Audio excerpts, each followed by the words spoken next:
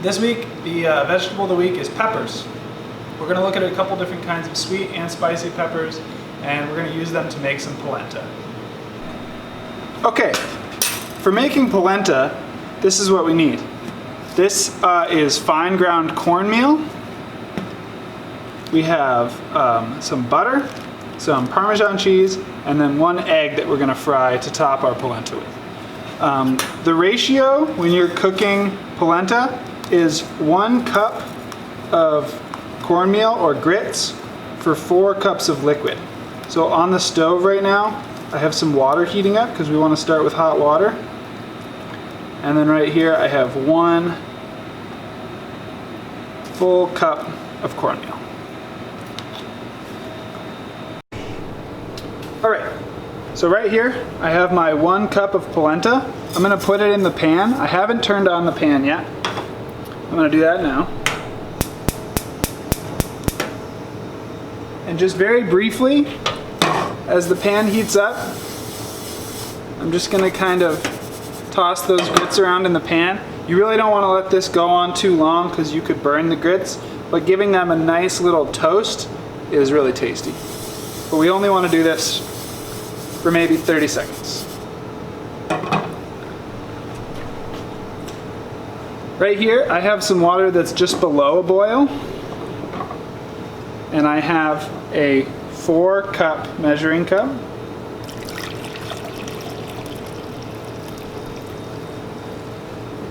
So again, the ratio is 4 cups of liquid to 1 cup of grits. You can also make this with chicken stock or veggie stock or beef broth, whole lots of things. We're just doing it with water today, and we're going to flavor it with some butter and Parmesan cheese.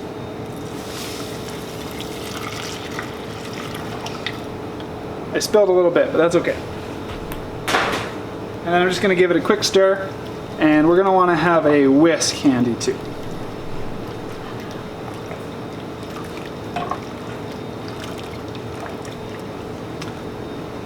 And as you get this going, you just kind of want to break up any chunks where the polenta has kind of formed, yeah, just where it's clumped up a little bit.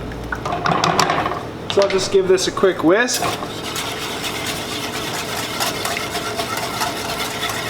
And we're going to let that come up to a boil. And as soon as it comes up to a boil, we're going to drop the heat down to low and just let it simmer. And it takes about 20 minutes to cook. Alright, so first let's take a look at the peppers that we're using. These are a sweet pepper called a lunchbox pepper. You may have seen them in the grocery store before. They're getting pretty popular. They come in lots of different colors. We have some orange and some yellow ones. This is a heatless cayenne pepper. So it was bred so that it's just a sweet pepper, just by looking like a cayenne, which is a hot pepper. These are poblano peppers. They're a little bit spicy, but not very spicy, but they're very flavorful. And these are some jalapenos that are just starting to turn red. And then other than peppers, what we're going to be using in this dish are some leeks. This is a fresh onion. It's a type of onion. It's very, it has a lot of more soft flavor than most onions do. We have some Italian parsley and some chives. What we need to do first is get some of our vegetables roasting for a green sauce that we're going to make. So I'm going to cut the ends off my leeks. I'm going to trim the tops a little bit, and I'm going to cut them right down the middle. Just like that.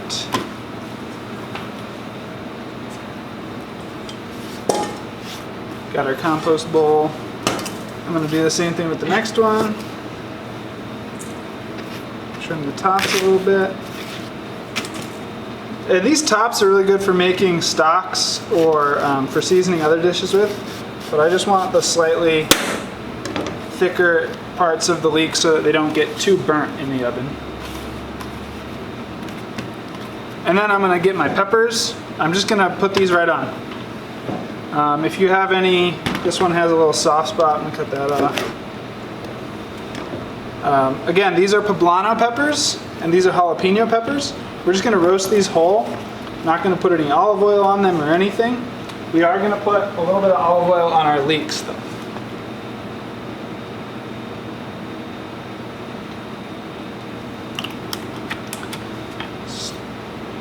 Get that, because the leeks are a lot more sensitive than the peppers are. The peppers, we actually want them to burn a little bit, but the leeks, we will probably take out partway through the cooking process so that they don't get too overcooked. You're going to want to get your oven up to like 450. Just pop them in the oven and we're going to let them go for about 25 minutes. Alright, so now you're going to want to get a nice big frying pan, and you don't want to add any olive oil to it, but you want to start heating it up on the stove. Alright, so I'm going to do the next couple steps of making the polenta. It's been on a low heat, it's looking nice and creamy, but we're going to really up that creaminess with half a stick of butter. That's really me being decadent. If you're not that into butter, you can go lighter. You can also use a little bit of cream or a little bit of milk. I would definitely recommend butter. Just if you think that's too much, just go with like half that much or a third of that much. While the butter is softening in there, gonna add half of our black pepper.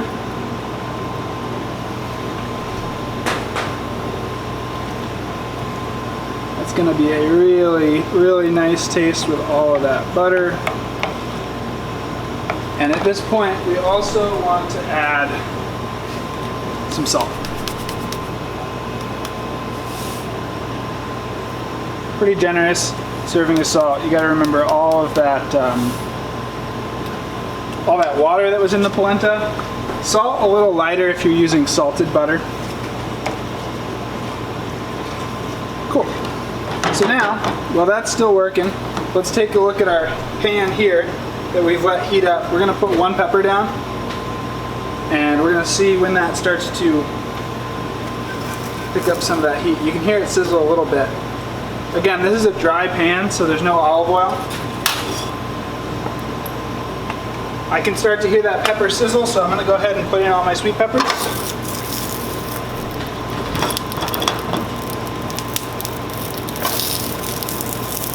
And I'm going to let these get a little char. I'm going to take some of that. It's too crowded. Too crowded. Again, like what we talked about with the eggplant, if a pan is too crowded, moisture can't escape. And we want moisture to escape because we want these to get crispy. In this shot, what I'm doing is grinding up black pepper, which is going to go in the polenta, as well as the other ingredients for the polenta at the end of the dish, which includes Italian parsley, chives, which you want to chop up coarsely, and then some grated Parmesan cheese. And that Parmesan cheese brings a lot of salt and flavor and fat to the polenta. So we're going to slide out our oven pan and check on these. It's starting to look pretty good. That's really what we're looking for, that nice crisp, because that's going to help us pull the skin off of our peppers. Our leeks are looking beautiful. Probably going to let those go for about 5 more minutes and then take those out. And the jalapenos, they're getting a nice sear on them too. Alright, we'll toss those back in. Alright, I'm just going to taste the polenta really quick to see if it needs any adjustments. And also we can take a look at our peppers here. We're starting to get a good little sear on them. We're starting to get some good char marks. These peppers are really, really good to do on a grill outside. I'm just doing this pan example because it's a little simpler today, but I think the grill is even better. Alright, I just tasted the polenta. The flavor is really good. It needs a little more salt, but I'm going to hold off until we add the Parmesan cheese, because Parmesan cheese is also salty. But it needs to cook a little longer. Sometimes when you're cooking polenta, you might think you're there, but if you still get a little bit of crunch from the cornmeal, you just got to let it go a little longer.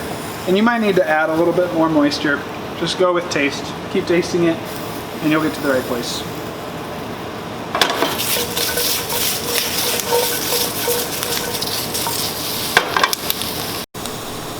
we're gonna pull the leeks off of this baking tray.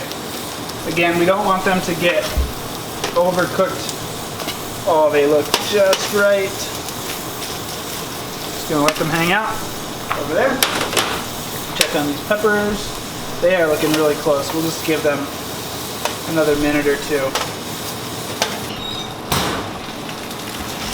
All right, so we've got our peppers out of the oven. I'm gonna go ahead and put the leeks in the food processor. I'm gonna move these peppers to this cold pan. And then what I wanna do is pull the stems off. Peppers are very hot. I'm gonna wait, they're too hot. In this shot, I am pulling the stems and seeds out of the peppers, as well as scraping off some of the charred skin. I am then going to put the peppers in the food processor with the leeks, and along with the leeks, I'm going to add about a tablespoon of salt and a tablespoon of sugar, and I'm going to puree with olive oil until it reaches a nice, soft, smooth consistency. Taste it and add olive oil and salt as necessary. The polenta, its finishing touches. I just want to whisk it to make sure none of those clumps stuck around. I'm going to put in all of our herbs, and I'm going to put in our Parmesan cheese.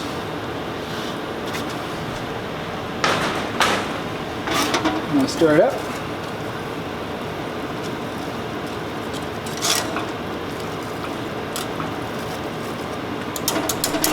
A better option here is definitely a spoon rather than a whisk. Cool, and that cheese is just going to melt right in. The flavors from those herbs are going to settle in, and I'm going to turn the heat off on our polenta. So it's just chilling there now. Our peppers have a nice sear on them, but still lots of that fresh, beautiful color. And the last thing we need to do, we need to prep, is fried egg.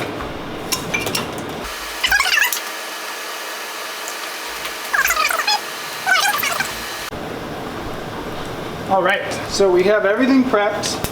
Our egg is done cooking. Our peppers are chopped. Our sauce is made. We're gonna put together our final product. So you wanna spoon some polenta into a bowl. It's looking nice and creamy. Very rich.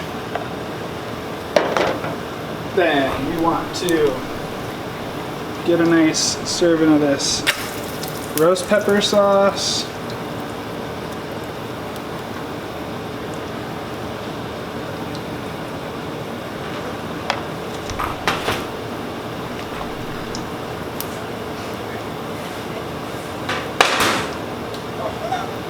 Then we got our roasted sweet peppers here. I'm going to be very generous with those. And